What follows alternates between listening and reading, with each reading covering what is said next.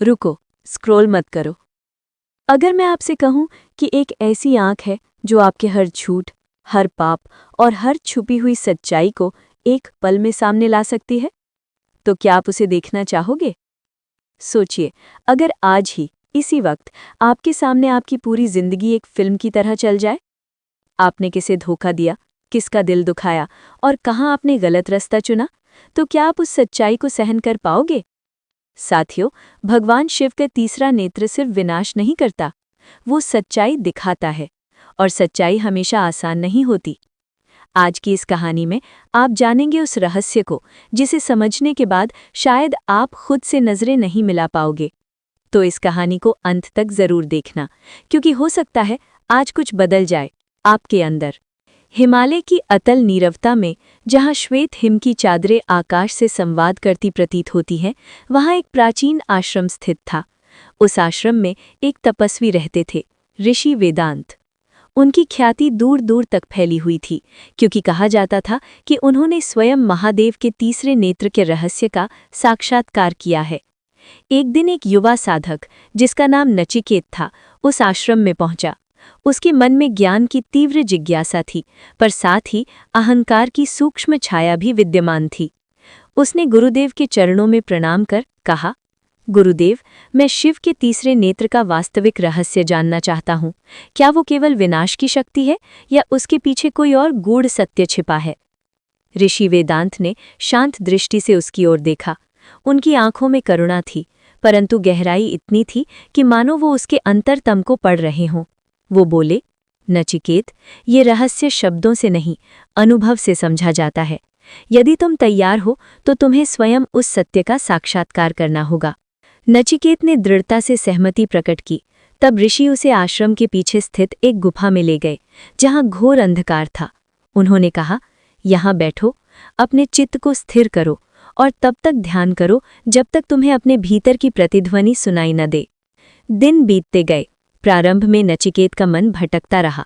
कभी उसे अपने अतीत की स्मृतियां दिखाई देती, कभी भविष्य की कल्पनाएं, पर धीरे धीरे उसका चित्त स्थिर होने लगा। एक रात जब चंद्रमा की किरणें गुफा के द्वार से भीतर प्रवेश कर रही थीं, उसे अपने मस्तक के मध्य एक विचित्र स्पंदन का अनुभव हुआ। वो स्पंदन धीरे धीरे प्रकाश में परिवर्तित होने लगा। अचानक उसके समक्ष उसके जीवन के सभी दृश्य प्रकट हो गए। उसके द्वारा बोले गए असत्य, किसी के हृदय को अनजाने में पहुंचाई गई पीड़ा, और वे क्षण जब उसने अपने स्वार्थ को सर्वोपरि रखा था। वो दृश्य इतने स्पष्ट थे कि उनसे बच पाना असंभव था। भय और लज्जा से उसका हृदय कांप उठा। तभी एक गूंजती हुई ध्वनि गुफा में प्रतिध्वनित हुई, यही तुम्हारा सत्य है। नचिकेत ने आंखें खोली और उसके सामने एक दिव्य प्रकाश प्रकट हुआ। उस प्रकाश से एक विराट स्वरूप प्रकट हुआ। जटाओं में गंगा, गले में सर्प और मस्तक पर ज्योतिर्मय तीसरा नेत्र। वह स्वयं महादेव थे। नचिकेत भूमि पर गिर पड़ा। प्रभो, ये कैसी लीला है? मैं अपने ही स्वरूप को देखकर भयभीत हो गया हूँ। महादेव का स्वर शांत परंतु गंभीर था। मनुष्य अपने भीतर के अंधकार से अधिक किसी और से नहीं डरता। मेरा तीसरा नेत्र उस अंधकार को भस्म करने की शक्ति है, परंतु उससे पहले वो उसे प्रकट करता है। नचिकेत ने साहस जुटाकर पूछा, क्या यही कारण है कि जब आपका तीसरा नेत्र खुलता है तो विनाश होता है? महादेव ने उत्तर दिया, विनाश केवल बाह्य नहीं होता नचिकेत। जब ये नेत्र खुलता है तो अज्ञान, अहंकार और असत्य का अंत होता है। जो इस सत्य को स्वीकार नहीं कर पाते उनके लिए ये विनाश है, पर जो इसे आत्मसात कर लेते हैं उनके लिए यही मुक्ति का द्वार है। इतना कहकर महादेव ने अपना तीसरा नेत्र क्षण भर के लिए खोला। उस क्षण नचिकेत ने देखा, समस्त ब्रह्मांड एक ही ऊर्जा से स्पंदित हो रहा है। जन्म और मृत्यु केवल परिवर्तन है और प्रत्येक जीव अपने कर्मों के अनुसार इस चक्र में गतिमान है। उसे ये भी ज्ञात हुआ कि मनुष्य के भीतर ही वो शक्ति निहित है जिसे वो बाहर खोजता रहता है। अगले ही पल वो दृश्य लुप्त हो गया। गुफा पुनः शांत हो गई। प्रातःकाल जब नचिकेत बाहर आया तो वो वही व्यक्ति नहीं रहा जो भीतर गया था। उसके मुख पर एक अद्भुत शांति थी। वो ऋषि वेदांत के पास पहुंचा और उनके चरणों में प्रणाम किया। ऋषि ने पूछा, क्या तुमने अपने प्रश्न का उत्तर पा लिया? नचिकेत ने विनम्र स्वर में कहा, हाँ गुरुदेव, अब मैं समझ गया हूँ कि शिव का तीसरा नेत्र कोई बाहरी चमत्कार नहीं, बल्कि वो चेतना है जो मनुष्य को अपने सत्य से परिचित कराती है।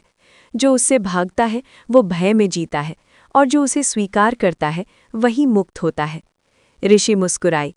यही वो ज्ञान है जिसे पाने के लिए साधक जन्मों तक प्रयास करता है। उस दिन के बाद नचिकेत ने अपने जीवन को सत्य, करुणा और संयम के मार्ग पर समर्पित कर दिया। उसे अब किसी चमत्कार की आवश्यकता नहीं थी, क्योंकि वो जान चुका था कि सबसे बड़ा चमत्कार स्वयं के भीतर छिपा है। और यही है शिव के तीसरे नेत्र का वास्तविक रहस्य। वो केवल सृष्टि का विनाश नहीं करता, बल्कि मनुष्य के भीतर छिपे अज्ञान को भस्म कर उसे उसके वास्तविक स्वरूप का बोध कराता है। जो इस ज्योति को सहन कर ले वही वास्तव में दृष्टा बनता है, और वही सच्चे अर्थों में मुक्त होता है। ओम नमः शिवाय। तो साथियों, अब आप समझ ही गए होंगे, शिव का तीसरा नेत्र बाहर नहीं बल्कि हमारे अंदर ही छुपा हुआ है। वो तब खुलता है जब हम अपने झूठ से भागना बंद कर देते हैं और अपने सच का सामना करते हैं। लेकिन याद रखना, हर इंसान उस सच्चाई को सहन नहीं कर पाता, इसलिए कई लोग पूरी जिंदगी अंधेरे में ही जीते रहते हैं। अब फैसला आपके हाथ में है। क्या आप भी सच्चाई से भागेंगे या अपने तीसरे नेत्र को जागृत करेंगे?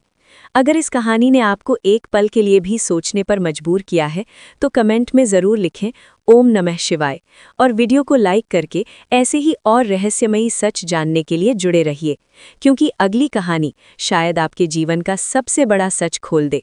हर हर महादेव।